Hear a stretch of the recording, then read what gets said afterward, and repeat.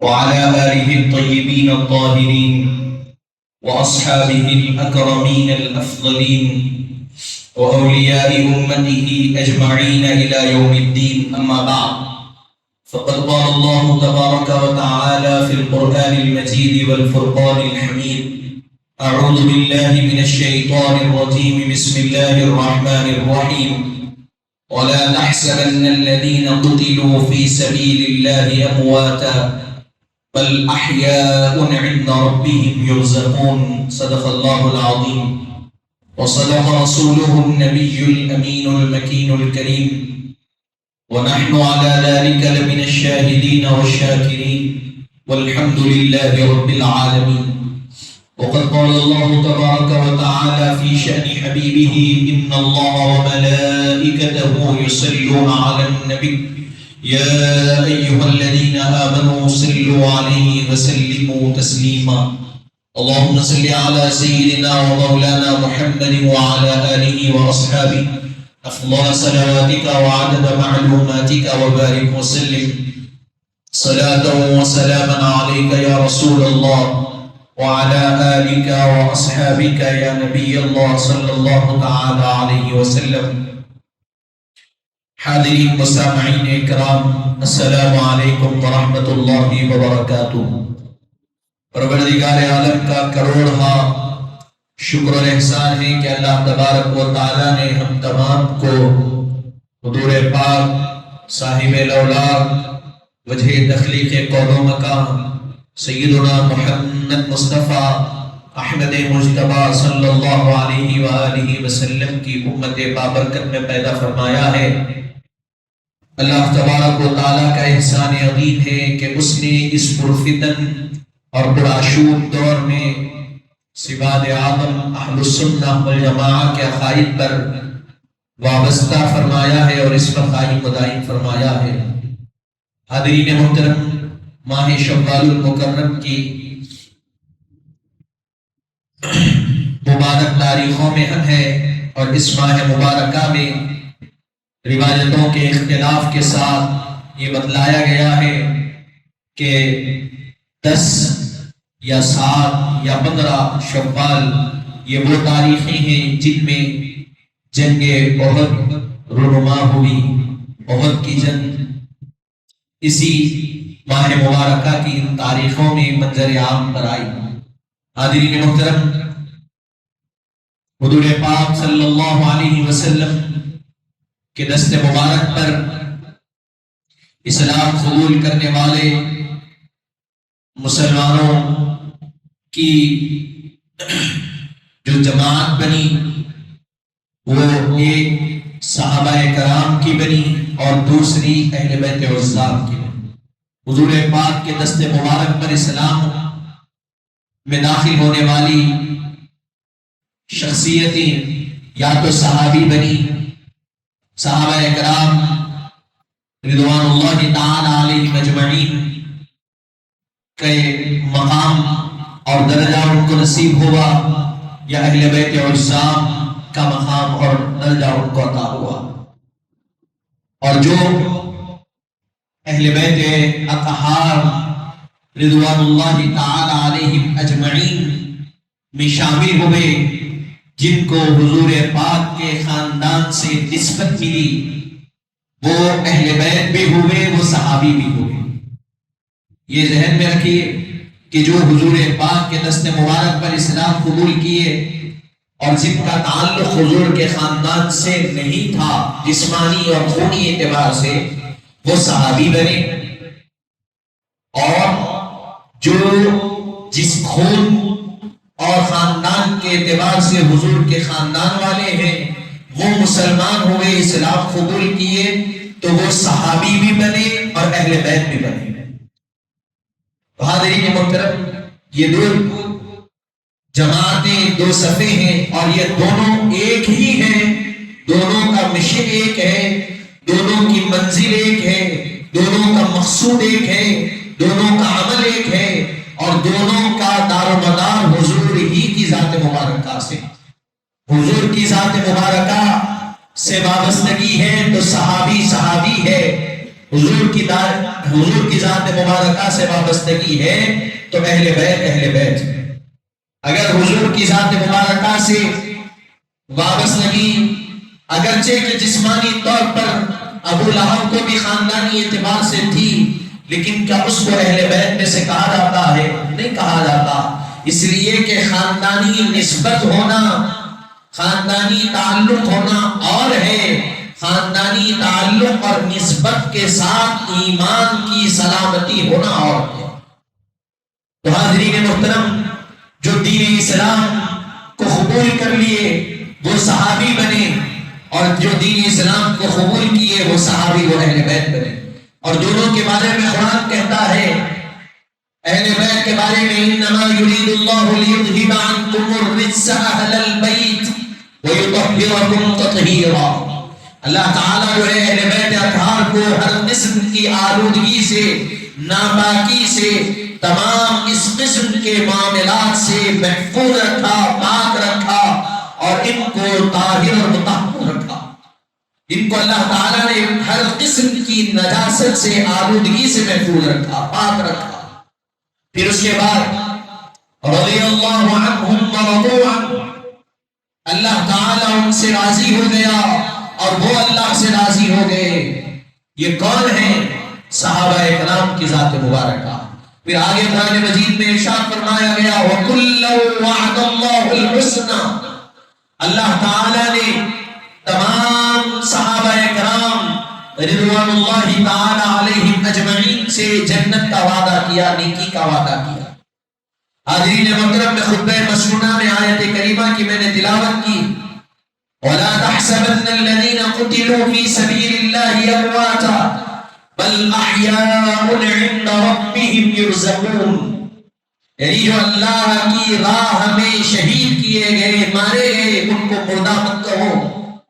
ولا تحسبن الذين قتلوا في سبيل الله امواتا بل احیاء، بلکہ وہ زندہ ہے، عند ربهم یرزقون، اور اپنے رب کے پاس سے ان کو رزق بھی آ رہا.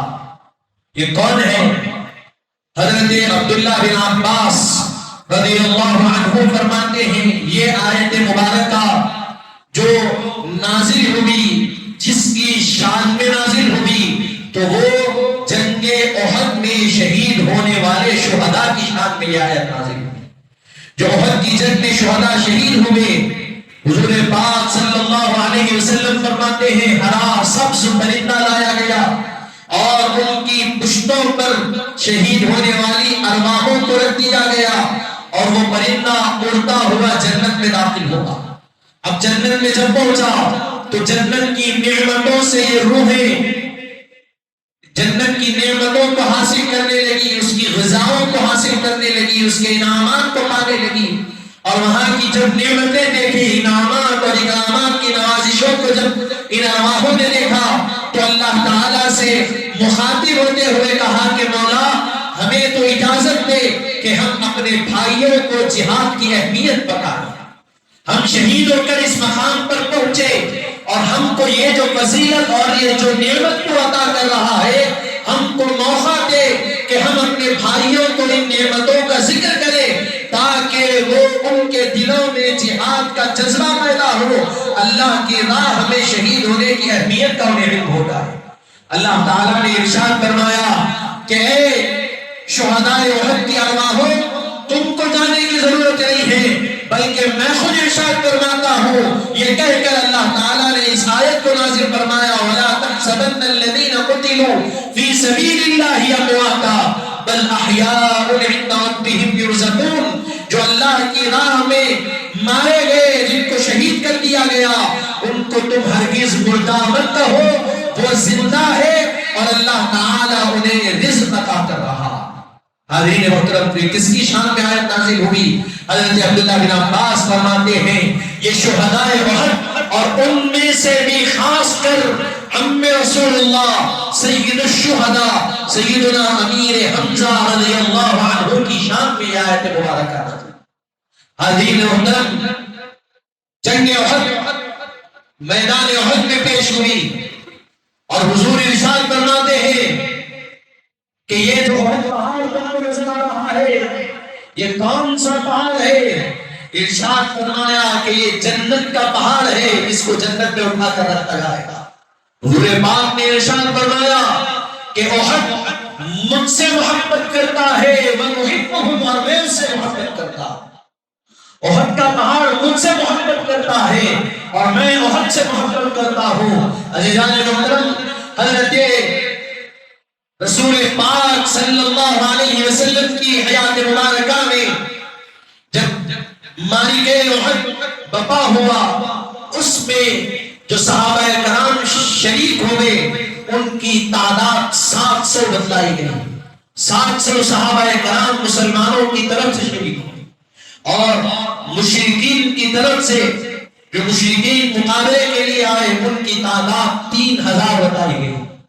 3000 مشرکین مقابلے کے لیے آئے اور ادھر 700 صحابہ کرام، اور 700 صحابہ کرام میں سے بمشکل 60-70 صحابہ ایسے ہیں جن کے پاس جنگی زرہ اور جنگی سامان موجود ہے مکمل، اور 3000 مشرکین میں سے 700 مشرکین ایسے ہیں جن کے پاس مکمل جنگی زرہ اور سامان موجود ہے۔ آپ سوچئے ذرا، 3000 کا لشکر ایک طرف، آپ اپنے خیال میں ٹھہرائیے، لائیے، اور مد مقابل میں 700 کا لشکر لا کر دیکھیے کہ یہ کتنے ہیں اور یہ کتنے ہیں، ان کی تعداد کیا ہے اور ان کی تعداد کیا ہے۔ پھر یہاں 700 میں سے 60 سے 70 صحابہ ایسے ہیں جن کے پاس جنگی سامان موجود ہے، باقی کے تمام نہتے ہیں، کوئی جنگی سامان نہیں، بس تلواریں ہیں، جو کچھ ہے مقابلے کے لیے آ گئے۔ اور وہاں 3000 میں سے 700 مشرکین ایسے ہیں جو مکمل سر سے پیر تک جنگی زرہ بھی پہنے ہوئے ہیں، ہتھیار بھی ہے، ساری چیزیں ان کے پاس موجود ہیں۔ اب آپ سوچئے مقابلے کے لیے آپ ہم ہوتے تو چاہتے ہیں بھائی لشکر کو دیکھ کر، مد مقابل آنے والوں کو دیکھ کر، ارے یہ تو دور کی بات ہے، آج اگر ہم کو گھیر لیا جائے، 4 سے 5 جانے اگر روک لے تو ہم مقابلہ نہیں کر سکتے، ہم ہیبت میں پڑ جاتے ہیں، تگودیوں کا شکار ہو جاتے ہیں۔ لیکن آپ سوچئے 3000 کا لشکر ہے اور یہاں 700 کا لشکر ہے، مقابلہ بھی ہوا، اللہ نے فتح بھی عطا کی، تو کیسے عطا ہوئی؟ ان کو بھروسہ اپنی طاقت پر نہیں تھا، اپنی تعداد پر نہیں تھا، اپنے اوزاروں اور ہتھیاروں پر نہیں تھا، ان کا بھروسہ فقط اللہ اس کے رسول کی ذات پر تھا، اور اللہ نے کامیابی ان کا مقدر بنا۔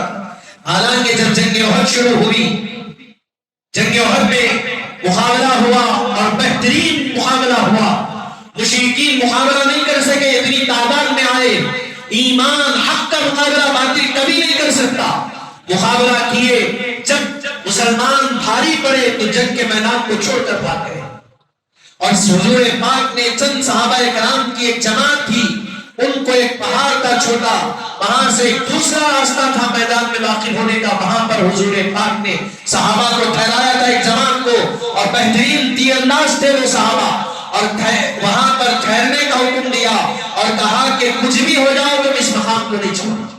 لیکن جب جنگ کا نقشہ بدل گیا، مشرکین میدان سے بھاگ گئے، صحابہ کرام اب مشرکین جو مال لے کر آئے تھے، جو ان کے پاس جانور تھے، جو اوزار تھے، وہ سب چھوڑ کر بھاگے، تو مسلمان اس کو جمع کرنے لگے، مال غنیمت جس کو کہا جاتا۔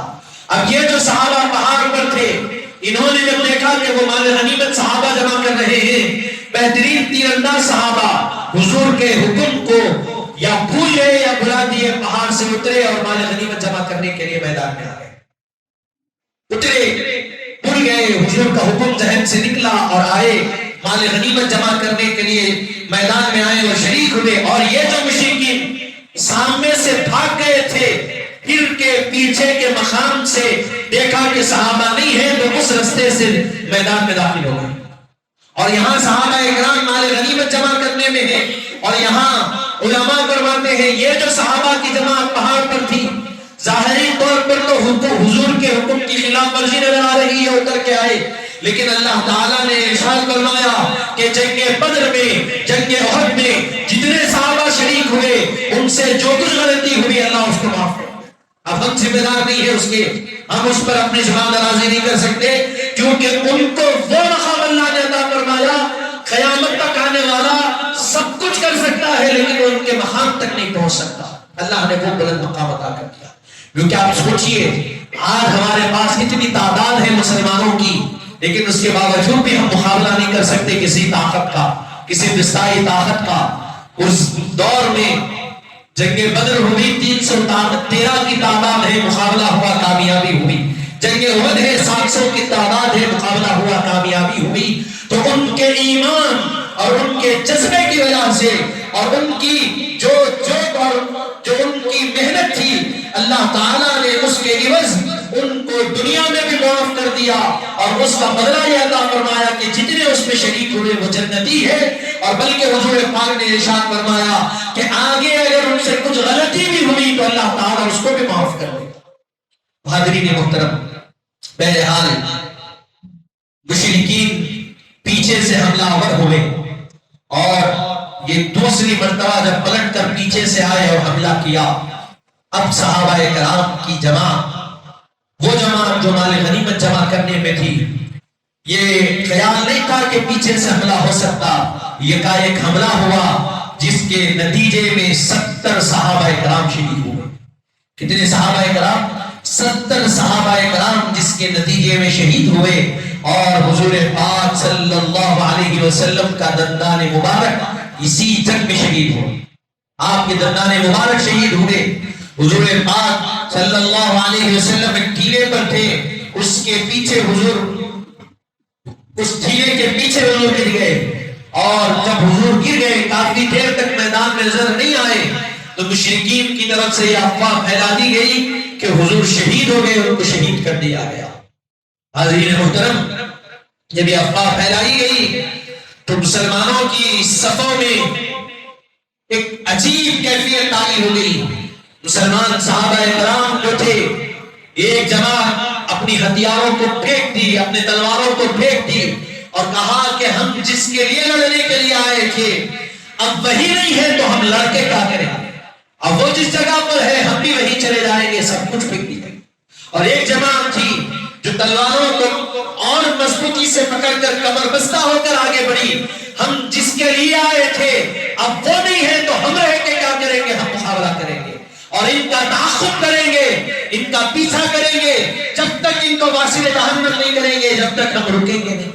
چنانچہ مقابلہ ہوا اور حضور پاک صلی اللہ علیہ وسلم ڈھیلے سے برآمد ہوئے اور حضرت سعد بن ابی وقاص کو حضور نے مخاطب کر کے فرمایا، ارمی یا سعد، ادھر آؤ سعد، ادھر آؤ۔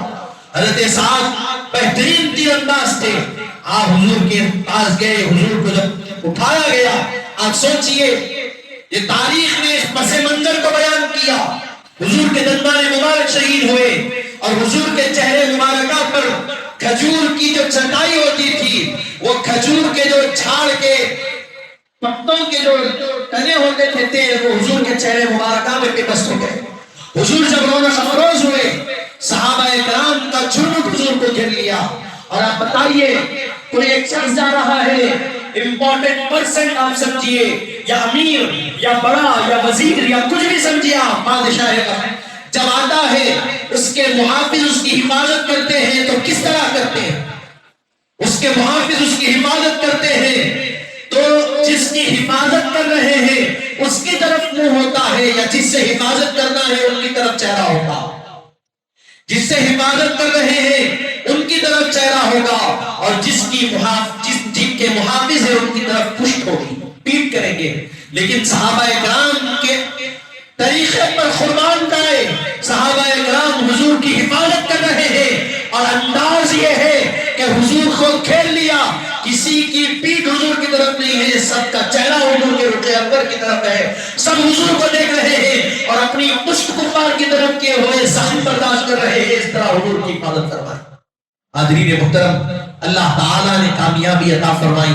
جو جنگ ابتدا میں کامیابی کی طرف تھی، پھر ناکامی کی طرف جاتے ہوئے نظر آئی، لیکن پھر اللہ تعالیٰ نے اس جنگ میں کامیابی عطا کی۔ لیکن ہوا یہ کہ جنگ ختم ہونے کے بعد 70 صحابہ کرام شہید ہوئے۔ اس میں جو سب سے اہم شخصیت جو تھی وہ حضور پاک صلی اللہ علیہ وسلم کے چچا، سب سے خاص چچا، حضور پاک کے چچا بھی ہیں، حضور کے رضائی بھائی بھی ہیں، حضور کے محافظ بھی ہیں، حضور کی حفاظت کرنے والے بھی ہیں، اسلام کا دفاع کرنے والے بھی ہیں، بلکہ قرآن مجید میں آیت مبارکہ نازل افمن شرح اللہ صدرہ للاسلام، اللہ تعالیٰ نے جس کے سینے کو اسلام کے لیے کھول دیا، کشادہ فرمایا، مفسرین فرماتے ہیں یہ آیت مبارکہ دو لوگوں کی شان میں نازل ہوئی، ایک حضرت امیر حمزہ کی ذات مبارکہ اور دوسری حضرت علی کی ذات مبارکہ۔ حاضرین محترم، اس جنگ میں حضور کے رفیق چچا، رضائی بھائی حضرت امیر حمزہ رضی اللہ عنہ کی شہادت ہوئی۔ کیسے شہید کیا گیا آپ کو؟ آپ کی ذات مبارکہ، آپ کی شخصیت یہ منفرد ہے۔ آپ کی ولادت حضور کی ولادت سے 2.5 سال پہلے ہوئی۔ حضور پاک نے جن کا دودھ نوش فرمایا حضرت طویبہ، انہی کا دودھ حضرت امیر حمزہ نے بھی نوش فرمایا۔ اسی طرح دونوں رضائی بھائی بھی ہوئے۔ حضرت امیر حمزہ رضی اللہ عنہ کا یہ خاصہ تھا کہ وہ شکار پر جاتے تھے، شکار کرنا ان کو پسند تھا، اور یہ عرب کے سرداروں میں سے تھے، اور ان کا معمول کیا تھا؟ صبح شکار کو جاتے، شام میں واپس آتے، واپس آنے کے بعد خانہ کعبہ کا طواف کرتے۔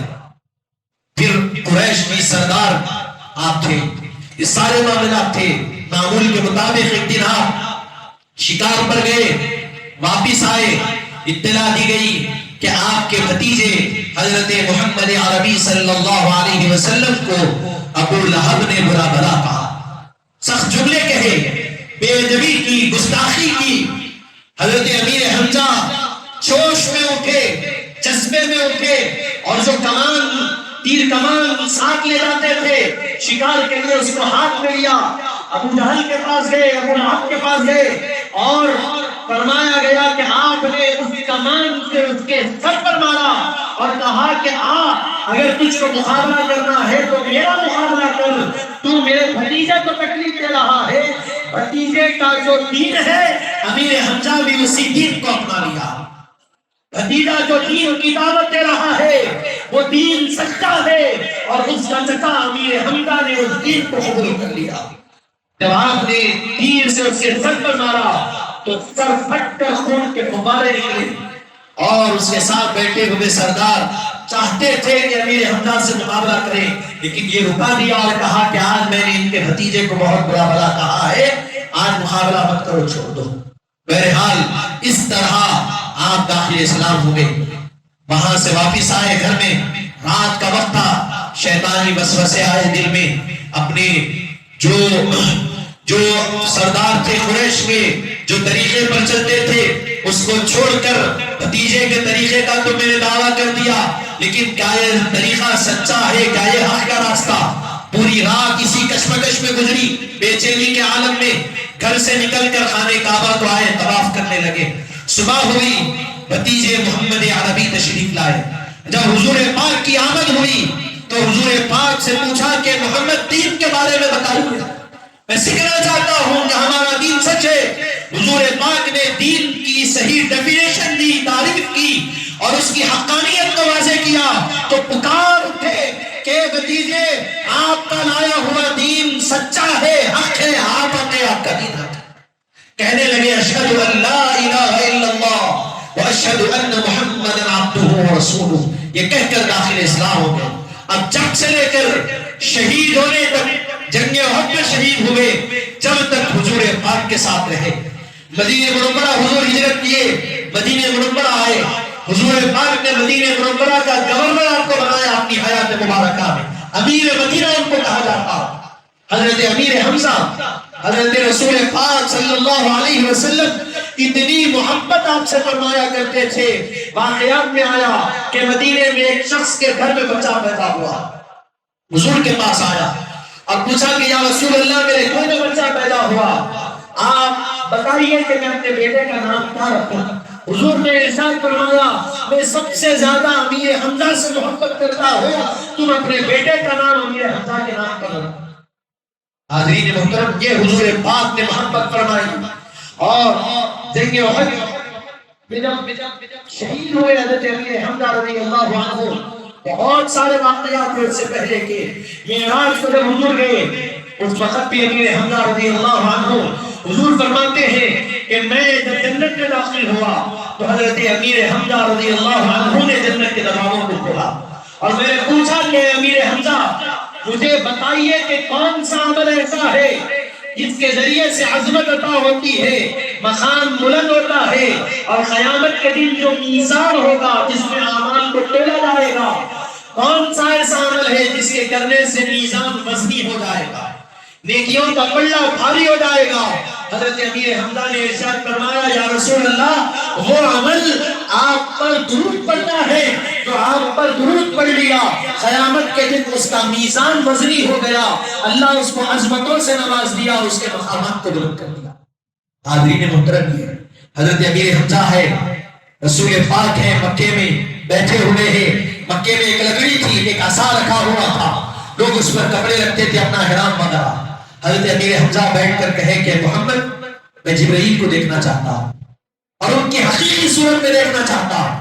حضور نے ارشاد فرمایا کہ چچا نہیں دیکھ سکتے، حقیقی صورت میں نہیں دیکھ سکتے۔ ارشاد فرمایا کہ محمد مجھے معلوم ہے میں نہیں دیکھ سکتا، لیکن تم دکھا دو تو کیا نہیں دیکھ سکتا، میں دیکھنا نہیں چاہتا ہوں، تم دکھا دو تو دیکھ سکتا ہوں۔ حضرت امیر حمزہ رضی اللہ عنہ کے اصرار پر حضور نے ارشاد فرمایا ٹھیک ہے چچا جان سر نیچے کر لیجئے، بیٹھے کچھ دیر، اس کے بعد ارشاد فرمایا چچا جان ذرا سر اٹھائیے اور اس لکڑی پر دیکھیے۔ حضرت امیر حمزہ فرماتے ہیں جب سر اٹھائے تو کیا دیکھا؟ حضرت جبریل کے مکمل قد کو نہیں دیکھا، بس فرماتے ہیں کہ آپ کے پیروں کو دیکھا۔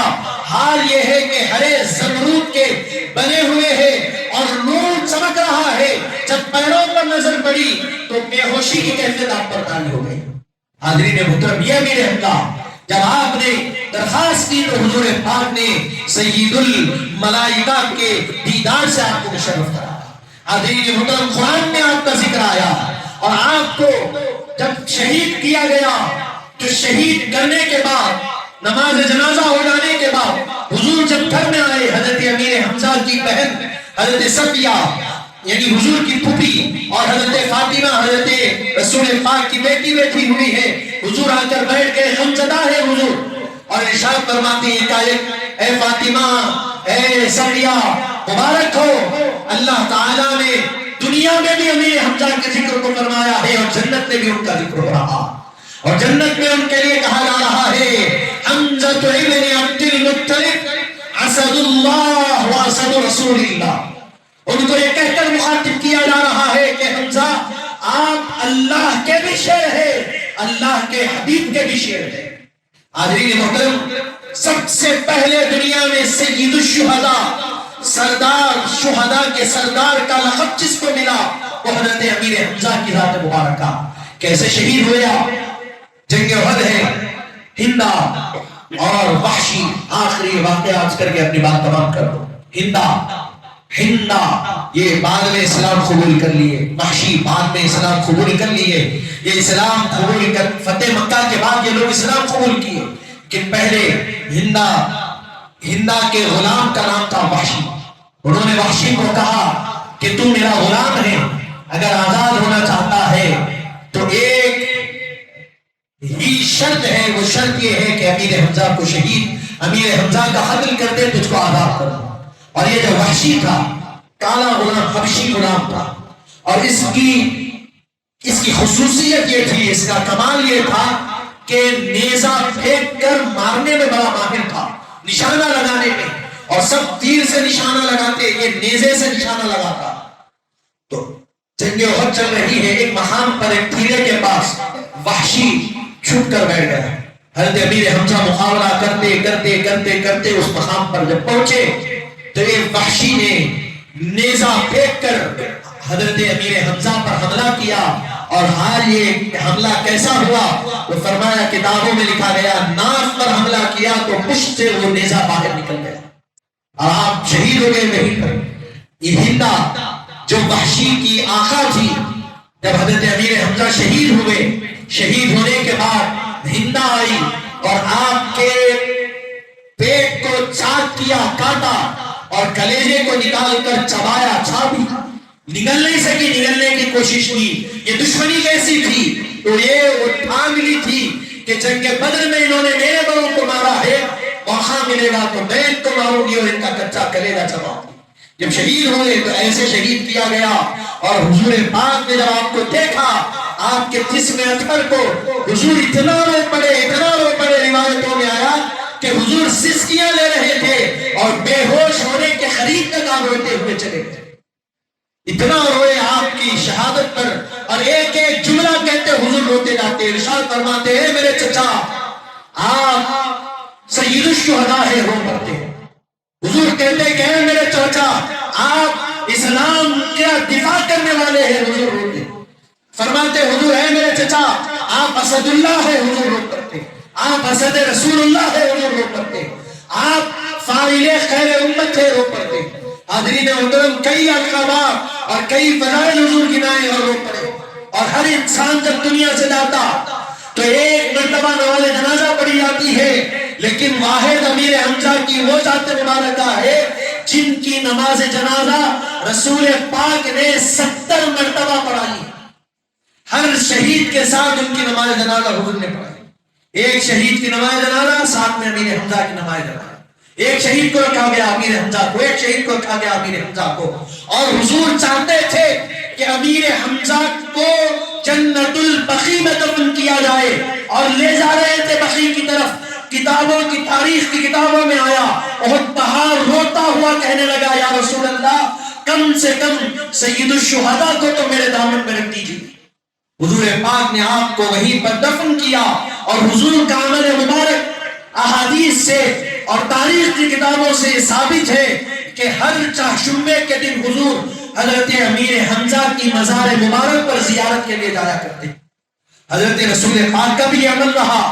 پھر ہر سال کا جب آغاز ہوتا، محرم کے مہینے کا ابتدا ہوتی، تو حضور پاک پہلی محرم کو حضرت امیر حمزہ کی مزار پر تشریف لے جاتے۔ حضور کا بھی یہی عمل رہا، حضرت ابو بکر کا بھی یہی عمل رہا، حضرت عمر کا بھی یہی عمل رہا، حضرت عثمان کا بھی یہی عمل رہا۔ اس سے عظمت آپ کی ظاہر ہو رہی ہے کہ کیا مقام اور کیا عظمت سید الشہداء امیر حمزہ رضی اللہ عنہ کو اللہ نے عطا فرمایا۔ حاضرین محترم، بتانے کا مقصد یہ ہے کہ یہ حضرت امیر حمزہ رضی اللہ عنہ کی ذات، آپ کا شمار اہل بیت میں بھی ہے، صحابہ میں بھی ہے، جانثاران رسول پاک میں آپ کا شمار کیا جاتا۔ حاضرین محترم، یہ حضرت امیر حمزہ رضی اللہ عنہ کی ذات مبارکہ، یہی چند باتیں آپ کے سامنے رکھنی تھی۔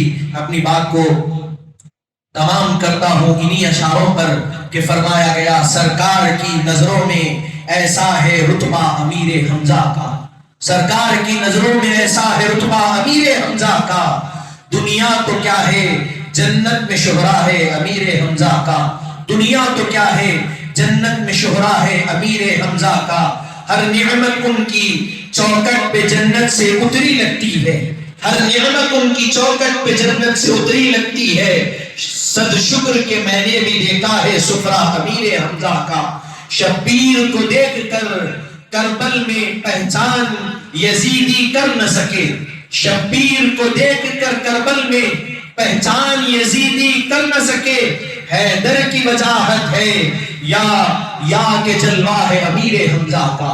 حاضرین محترم، یہی دعا کرتا ہوں کہ مولا تعالی جو کچھ کہا گیا سنا گیا، کہنے سن